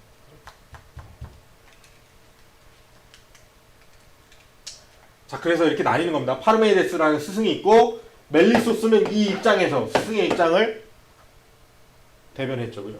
그리고 발전시켰죠. 근데 제노는 전혀 다르게 인식합니다. 그래서 운동은 존재가 아니다. 역설이 발생하죠. 자, 우리가 철학을 하면서 이게 중요합니다. 이쪽 입장에서 내 인식론적 관점을 가지고 계신 분들이 철학을 공부하면서 이쪽에서 필연을 쫓아간 것을 마치 기준을 성립하는 것으로 오해하는 경우가 대단히 많습니다. 앞으로 계속 나와요. 철학사에서. 그런 사람들이 굉장히 많아요. 제논만 있는 게 아니에요. 계속 나와요. 그죠? 그리고 이쪽에서 기준을 성립한 건데 그것이 필연이라고 생각해서 오해하는 경우도 많이 나옵니다. 서로 오해를 해요. 서로. 자, 근데 오늘 제가 제목이 뭐였습니까? 제논이 논리 철학자, 20세기 논리 실증주의자라고 하는 것하고 연결시켰다고 했죠. 이게 20세기까지 오는 겁니다. 20세기 논리 실증주의자가 있습니다. 이 사람들 뭐냐면 논리적으로 타당하고 또 과학적으로 검증 가능한 것만 참이라고 해야 된다라고 하는 철학자들이에요. 철학자들. 이 사람들은 과학자들이 아닌 철학자들입니다. 네. 이 논리 실증주의자들이 이 말이 뭐냐면은 이쪽 인식론적 관점을 가지고 있는 사람들이 가장 그 기준을 정교하게 만든 게 이겁니다. 이게 철학에서. 예, 그 끝이에요. 끝. 20세기 논리 실증주의. 이 사람들이 참, 진리, 실제에 대한 기준을 어떻게 성립했습니까? 논리적으로 타당하고 또 과학적으로 검증 가능한 것이 진리이다라고 했죠. 기준을 찾은 겁니다. 그죠? 그러니까 여전히 인식 안에 어떤 존재가 있고 우리가 인식하고 있는 우리의 의식, 사고, 과정 가운데 진짜 참을 어떻게 찾아낼 것이냐에 대한 기준을 성립해 나가는 겁니다. 그렇죠. 근데 이게 어떻게 제논이랑 똑같습니까? 제논이 어떻게 논리 실증주의자입니까? 똑같죠. 제논도 기준을 성립했습니다. 그죠? 스승이 뭐라고 했습니까? 참은 사고의 논리를 쫓아가고, 그죠? 그 다음에 생각할 수 있는 것이 곧 존재하는 것이고, 그죠? 그러니까 생각에서 검증한 것뿐이죠. 제논, 그죠? 그것 제논이 조금 발전한 것뿐이에요. 논리 실증주의자들. 논리 실증주의자를 제논하고 똑같다고 하면 기분 나쁠 거예요. 왜냐하면 우리가 그런 역설을 파기하기 위해서 이런 기준을 세운 거야. 제논이 이때까지 살았으면 제논이 여기 동감했을 거예요. 아, 그래, 맞아. 니네 말이 맞아. 왜? 기준이 내가 엄밀하지 못했어. 현대적이지 못했어. 그렇지만 어쨌든 둘 다 뭘 성립하려고 하는 겁니까? 기준을 성립하려고 하는 거예요. 그러니까 여기서도 역설이 발생합니다. 역설이. 왜? 뭘 못 보니까. 인식 바깥에도 뭐가 있다? 존재가 있다라고 하는 것을 모르니까. 내가 인식하고 이렇게 기준을 세우는 것조차도 있음 가운데서 하고 있다는 것을 인식하지 않으니까 역설이 발생합니다. 자, 논리 실증주의자 역설 말해볼까요? 논리 실증주의자들 중에 햄펠이라고 하는 사람이 있습니다. 햄펠의 역설이라고 해서 유명한 역설이 있어요. 역설. 자, 까마귀는 검은색이다. 까마귀는 검은색이죠. 까마귀는 검은색이다. 진리일까요? 진리가 아닐까요?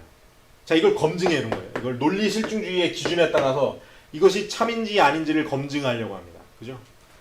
자, 그런데 까마귀가 검은지 안 검은지를 아는 것에 이 명제가 있잖아요. 이 명제의 논리적인 대우는 뭡니까? 논리적인 대우. 검정색이 아닌 것은 까마귀가 아니다.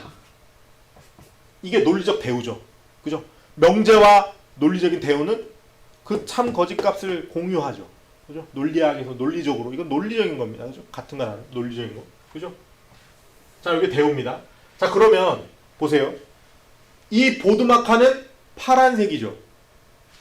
검지 않습니다. 근데 이 보드마카 까마귀인가요? 까마귀도 아니죠. 그죠? 이 보드마카가 파란색이다라고 하는 관찰은 뭘 지지하고 있습니까? 까마귀는 검정색이다라고 하는 명제의 대우 명제를 지지하고 있죠. 이건 검은색이 아닌데 까마귀도 아니니까 이 대우의 참값을 지지하고 있단 말입니다.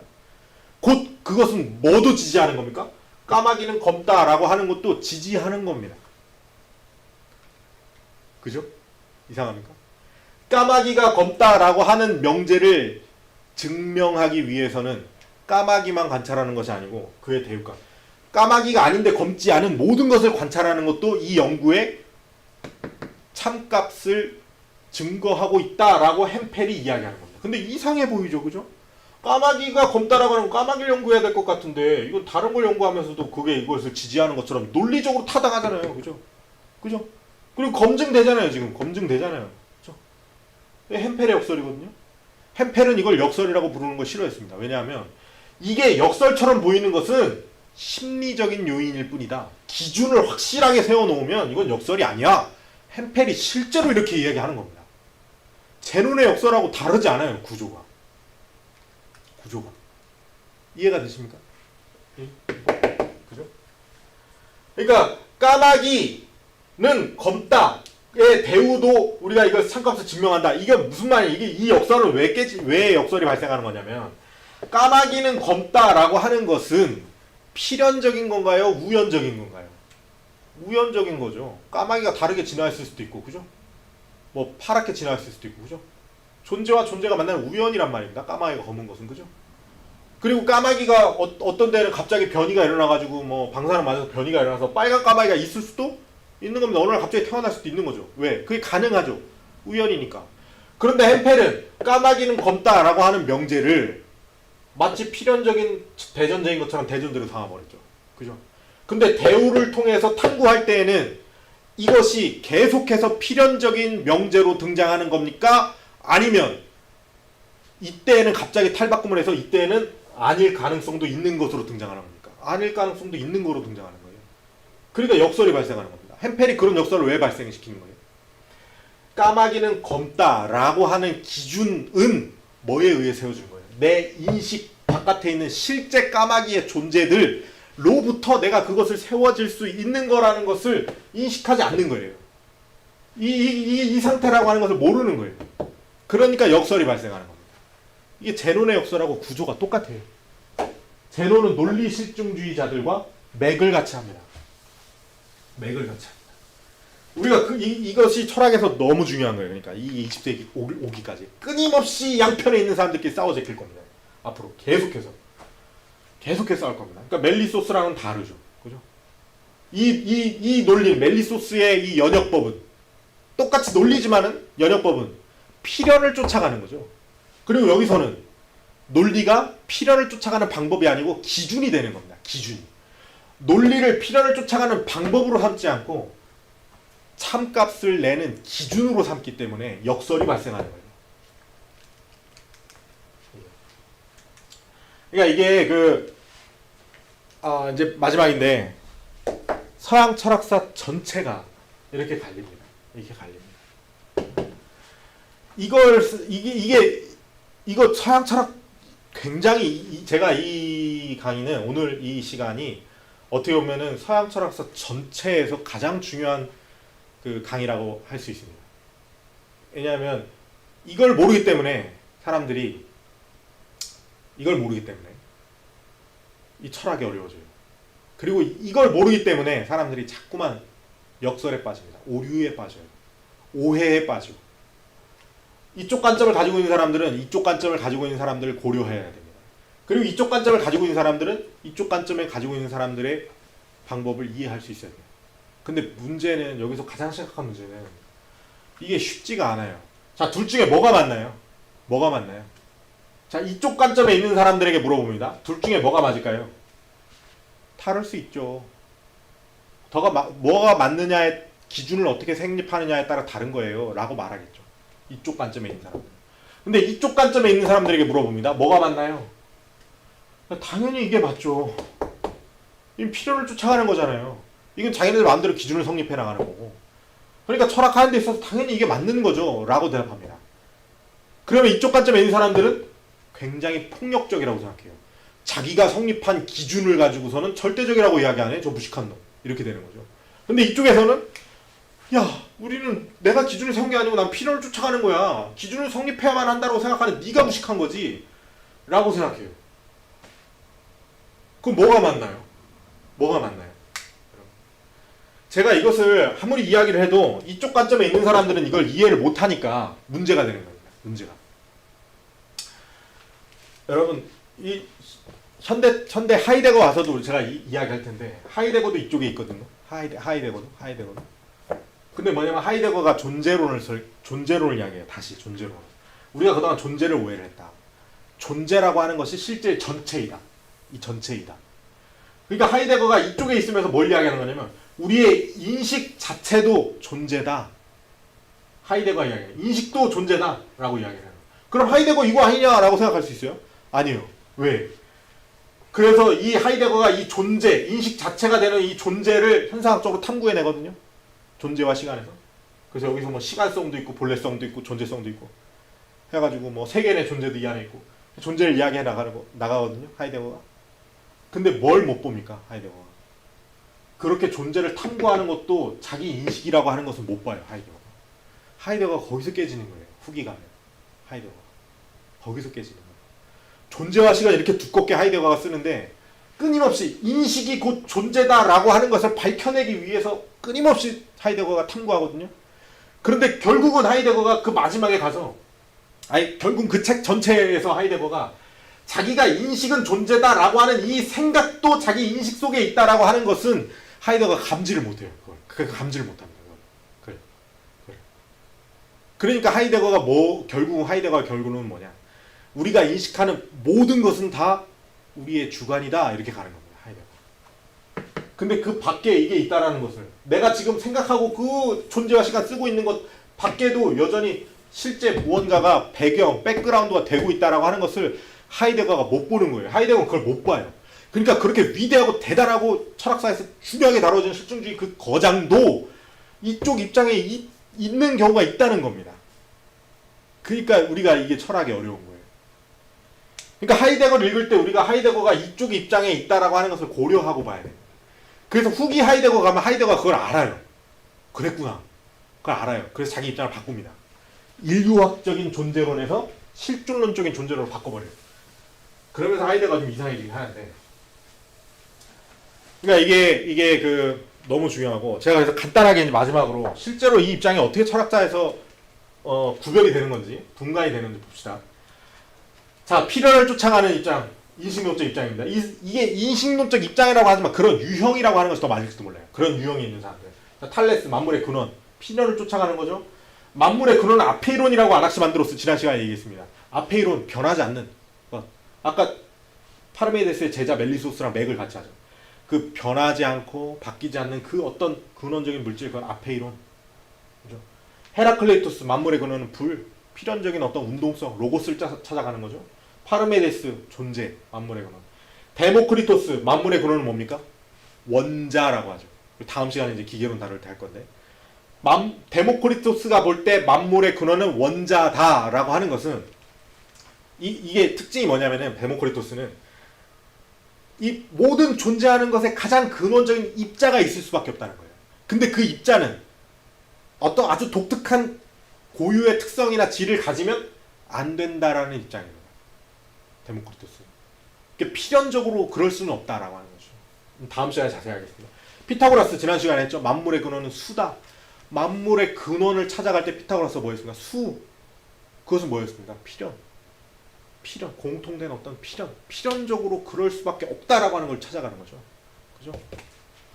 자, 이쪽에 봅시다. 엘레아의 제논 오늘 살펴봤죠. 운동과 변화는 착각이다라고 하는 거죠. 존재 기준을 성립해 나가는 겁니다. 아낙시메네스 만물의 근원은 공기라고 했습니다. 이것도 만물의 근원을 어떻게 찾아가냐 그 스승들이 아낙시만드로스가 스승이거든요. 아낙시메네스의 그 만물의 근원을 어떻게 찾아가느냐에 대한 방법론적인 기준이 뭐였습니까? 만물을 어떻게 이루고 있지? 탈레스나 자기 스승인 탈레스나 아낙시만드로스가 만물을 어떻게 이루고 있는지를 관찰했지. 내가 관찰해보니까 모든 것은 다 증발하고 기체화되고 그것이 궁극적이더라. 그러니까 공기. 그 기준을 따라가는 겁니다. 그러니까 이게 아낙시메네스가 이것을 필연으로 돌입하는 게 아니에요. 그 근원을 찾아가는 논리적 기준을 따라서 자기 나름대로 공기라고 내뱉은 겁니다. 그래서 제가 지난 시간에 얘기했죠. 후퇴했다고. 선배들보다 더 후퇴해버렸다고 그랬죠. 그죠? 엠페도클레스 만물의 근원은 흙, 공기, 불, 물이라고 했습니다. 이게 왜 입장이 있느냐? 얘도 기준을 성립해 나가는 겁니다. 왜냐하면 만물이 실제로 여기 관찰되는 것들이 있죠. 근데 이 관찰되는 것들 가운데는 각각의 특성들이 있단 말입니다. 특성들이 있단 말입니다.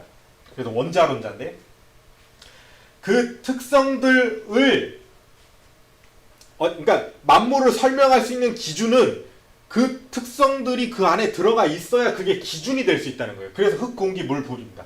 이 엠페도클레스는 다음 시간에 자세히 살펴볼 거기 때문에 그러니까 아주 단순하게 이야기하면은 이게 어떤 이러한 이 고유의 특성을 가지고 있느냐, 이 고유한 특성을 가지고 있기를 설명할 수 있는 어떤 기준이 있어야 되는데 그 기준을 아주 단순하게 네 가지로 분류하면 흙, 공기, 불, 물 이렇게 분류해낼 수 있지 않겠느냐.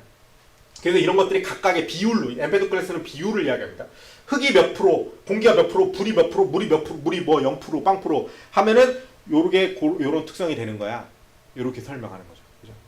그러니까 설명할 수 있는 기준을 찾아내는 거지 이게 필연으로 쫓아간 게 아니에요. 엠페도클레스가. 아낙사고라스 만물의 근원 동질소, 정신이다. 이 동질소라고 하는 것은 이 데모크리토스의 원자랑은 달라요. 이건 뭐냐면 얘는 얘보다 더한 놈이에요. 이 보드마카가 보드마카라는 어떤 특성을 가지고 있죠. 그러면 이것의 근원은 뭐다? 보드마카여야 되는 거야. 얘 아낙사고라스 볼 때 아주 작은 보드마카들이 모여야 얘가 되는 거예요. 아낙사고라스 볼 때. 인간은 그래서 얘가 아버지의 정작 가운데는 작은 인간이 들어있다는 거예요.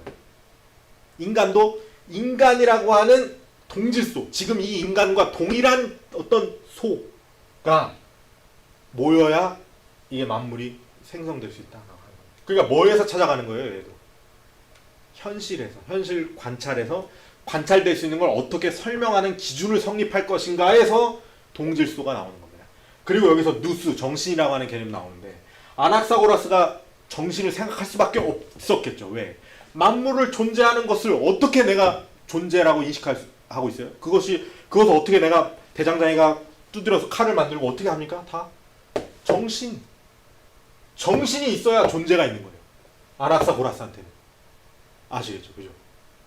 그러니까 데모크리토스 유물론하고 완전히 가죠. 데모크리토스는 정신이 필요 없어요. 존재 자체는 정신이 필요 없다. 데모크리토스. 여기 좀 극단적으로 가는 거죠. 그죠? 여기서도 정신이 없으면은 존재가 없죠. 이렇게 가는 거예요. 이게 이렇게 달라져요. 자, 그리스 철학으로 옵니다. 소크라테스, 플라톤, 아리스토텔레스 다 이쪽에 입장이 있죠. 존재 가운데서 인식이 발생하고 그래서 악법도 법이다. 악법이 내 인식 바깥에 있죠. 그죠? 악법도. 이데아라고 하는 건 어디 있습니까? 밖에 있는 겁니다. 아리스토텔레스 제일 원인자를 찾아가죠. 필연을 쫓아가는 겁니다. 그렇죠. 자, 소피스트. 인간은 만물의 척도다. 벌써 딱 보면 아시겠죠, 그죠? 존재보다 인식이 위에 있어요. 내가 어떻게 기준을 성립하느냐에 따라서 그것이 만물이 척도가 되는 것이다. 소피스트입니다, 그죠? 스토아 학파, 숙명론. 있는 그대로를 받아들이는 것이 곧 뭐의 기준이다. 나의 기준인 거예요. 이 숙명론에 도달하는 필연, 물론 이제 스토아 학파 중에서도 이쪽 입장에 있는 사람들도 있어요. 근데 대체적으로는 그렇지 않다는 거예요. 에피쿠로스 학파, 쾌락주의. 좀 더 아시겠죠? 세상을 살아가는 기준을 성립하는. 그 다음에 뭐 중세 똑같습니다. 아우구스티누스, 토마스 아퀴나스, 데카르트. 생각한다, 고로 존재한다. 내가 생각한다, 고로 존재한다. 당연히 이겁니다. 왜? 내가 생각하는 것이 곧 존재라는 얘기예요. 존재가 없이 생각이 존재할 수 없죠. 생각도 존재하고 있는 거잖아를 이야기하는 거예요. 나중에 데카르트 할 때 설명할 거예요. 스피노자 잔자론 여기 있습니다. 그 다음 베이컨, 아는 것이 힘이다 라고 했습니다. 왜 아는 것이 힘입니까? 끊임없이 관찰해서 예외를 찾아 나가야 거기에 적합한 기준을 찾아낼 수 있기 때문에 아는 것이 힘이다 라고 이야기했던 거예요. 로크 백지론.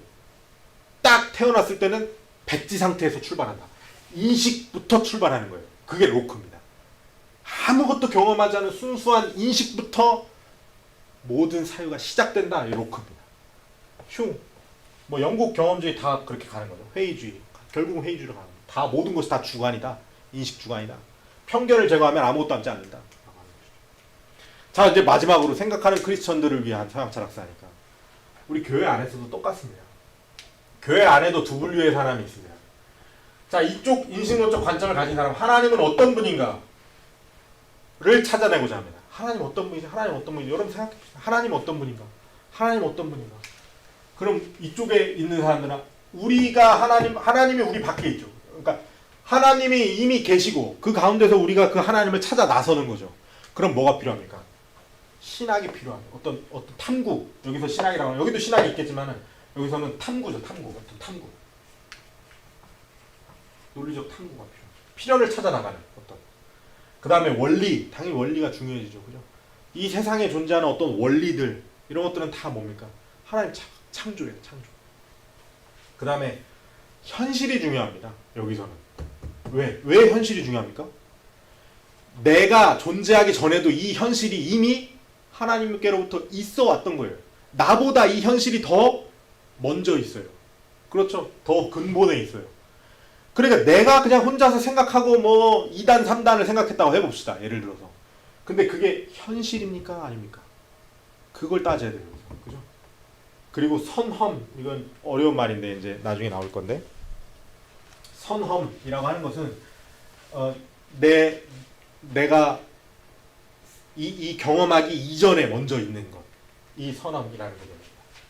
자, 이쪽 관점을 가지신 분들, 이 하나님은 어떤 분인가를 생각할 때, 하나님은 어떤 분인가 생각할 때 제일 먼저 뭐가 필요합니까? 일단 그 하나님을 정의할 수 있는 기준이 필요합니다. 하나님을 진짜 실제로 살아계신 그 하나님을 찾아내는 기준, 그 기준은 어디서부터 와야 돼요? 인간이 만들어내야 됩니까? 그럼 다 주관이죠. 여기서 그건 인간이 어떤 기준을 말한다? 그건 다 주관이에요. 그러니까 뭐가 중요해집니까? 하나님으로부터 직접 내려온 게 중요해요. 계시가 중요합니다. 계시. 하나님은 어떤 분인가? 계시. 계시가 중요하니까 당연히 뭐가 됩니까? 문자가 중요해져요. 성서가 중요해집니다. 문자주의예요. 왜? 성서를 계시받아서 썼다라고 생각해야 되니까. 그죠? 그 다음에 당연히 체험이 중요하겠죠. 그죠? 실제로 그런 하나님이라고 하는 믿음을 어떻게 가질 수 있어요? 이쪽 관점에 있는 사람들은 체험하지 않으면 믿음을 쉽게 가질 수가 없죠. 내가 직접 체험하고 뭐 성령 체험을 했든 어떤 체험을 했든 체험을 해야 아 이게 진짜구나 라고 하는 것을 알 수 있어요. 그 사람들. 그죠? 그 다음에 검증돼야죠. 끊임없이. 여기서 검증이라고 하는 것은 내 지속적인 어떤 체험을 이야기하는 겁니다. 그러니까 이쪽에 있는 분들은 어디로 빠질 수밖에 없습니다. 이게 막 그 신비주의 쪽으로 빠질 수밖에 없는 건 아니고 그럴 가능성이 굉장히 농후하죠. 그죠? 자, 그러면 우리가 계속 얘기했지만 어느 게 맞습니까? 어느 게 진짜예요? 어느 게 사실입니까? 이게 계속해서 논쟁이 될 수밖에 없는 것은 결론적으로는 이게 진짜예요. 이게 왜? 계시, 하나님으로부터 직접 온 계시. 자, 하나님으로부터 직접 온 계시가 나의 인식 가운데 어떻게 올 수 있어요? 밖에서부터 오는 거 아닙니까? 그 계시는? 그죠? 이 밖에 이미 여기에 하나님이 계셔야 돼요. 그래야 나에게 계시가 올 수 있습니다. 그죠? 문자 또 마찬가지죠. 그죠? 이 문자를 통해 성경을 통해서 하나님의 계시가 온다라고 말할 수 있으려면은 이 문자 자체도 이게 하나님이 아니면 안 되는 거죠. 근데 문자는 누가 만든 거예요? 내 주관이 만든 거죠. 그죠? 나의 인식 주관이 만든 겁니다. 그러니까 문자를 통해서 하나님의 계시를 안다? 이거는 편견일 수 있죠. 그러니까 자기 모순이에요. 근데 이거 여기서 끊임없이 역설이 발생해요. 이 관점에서는. 내 인식이 먼저 있고 내 주관이 있고 그것을 통해서 내가 세상을 보고 있는 것이 전부다. 내 인식의 전부다. 라고 생각하는 입장에서는 끊임없이 역설이 발생할 수밖에 없습니다. 그럴 수밖에 없어요. 상대주의도 여기서 발생합니다. 여기서. 실제로 여기 근본주의가 있거든요. 계시를 강조하고 성경의 문자를 강조하는 사람들. 이 사람들 상대주의랑 맥을 같이 해요. 왜? 실제로 물어봅니다. 야, 그게 진짜라고 하는 것을 어떻게 알아? 그건 내가 경험했기 때문에 알아. 체험했기 때문에. 나의 계시됐기 때문에 알아. 그러니까 이건 상대적인 거야. 믿음의 영역이야. 이건. 믿음의 영역. 너도 체험하고 계시받으면 알 텐데 네가 선택받지 못했기 때문에 모르는 거야. 상대주의랑 똑같아요. 입장. 상대주의가 그거거든요. 상대주의가 그거예요. 내가 경험해보면 안다. 경험하지 않으면 모른다. 경험이 다 다르니까 다 다르다. 이게 상대주의예요. 똑같아요. 입장이. 끊임없이 역설이 발생한다. 이거 틀렸어요. 근데 제가 문제라고 계속해서 이야기하는 게 뭐냐면은 이쪽 관점에서 인식론적 입장을 가지고 있는 분들이 이건 모순이고 역설이고 틀렸습니다. 바깥에 존재가 있을 수밖에 없습니다. 라고 하는 필연을 계속해서 이야기를 해도 그것도 계속해서 기준으로 받아들이지. 내가 말하는 화자의 내 연설가의 기준을 강조하고 있다라고 생각하지 필연을 쫓아가고 있다라고 생각을 하지 않아요. 그러니까 야 그건 너의 입장이 너 굉장히 폭력적이다. 네가 근본주의 아니야 이렇게 이야기하는 거예요. 아니요 근본주의는 여기에 속해 있어요. 근본주의. 자 오늘 이게 굉장히 중요한 겁니다. 굉장히 중요한 거예요. 자 오늘 강의를 마쳤습니다. 오늘 네 번째 강의인데 이 네 번째 강의가 서양 철학사 전체 강의 중에서 가장 중요한 겁니다. 가장 중요한 겁니다. 이걸 모르고 다음으로 진도를 나갈 수가 없어요. 끊임없이 철학을 공부할 때 오해가 발생합니다. 양편에서. 그래서 앞으로도 계속해서 비스무리한 얘기들이 중간중간에 나올 텐데 오늘처럼 자세하진 못할 테고 그렇지만 이러한 것들을 이해할 수 있어야 이 인식론적 입장이 서로 이렇게 다를 수 있다라고 하는 것을 이해할 수 있어요. 우리가 신앙을 하고 세상을 살아가면서도 할 수가 있고 그리고 여러분들이 진짜 실제로 이거 복음과도 너무 밀접하게 연결되는데, 복음을 하나의 기준으로 삼는 사람들, 여러분 다시 생각하셔야 됩니다. 다시 생각하셔야 됩니다. 내가 예수 그리스도를 통해서 구원받는다, 예수 그리스도가 나의 죄를 대속했다, 이것은 기준이 아니에요. 이건 필연입니다. 이것을 필연으로 접근할 수 있어요. 그래야 거기서 진짜 믿음이 생깁니다. 이게 어려운 얘기일 겁니다. 어려운 얘기지만 오늘 너무 중요한 얘기고, 이 강의를 반복해서 다시 한번 들어보시고, 그 다음에 꼭 깊이 생각해 보시고, 그래서 오늘 이 인식론적 입장을 이해한다면 여러분들이 정말 서양 철학의 한 30%는 먹고 들어가는 거라고 보실 수도 있습니다. 너무 중요한 이야기 오늘 말씀드렸고, 강의 들어주셔서 너무 감사드립니다. 오늘 마치겠습니다.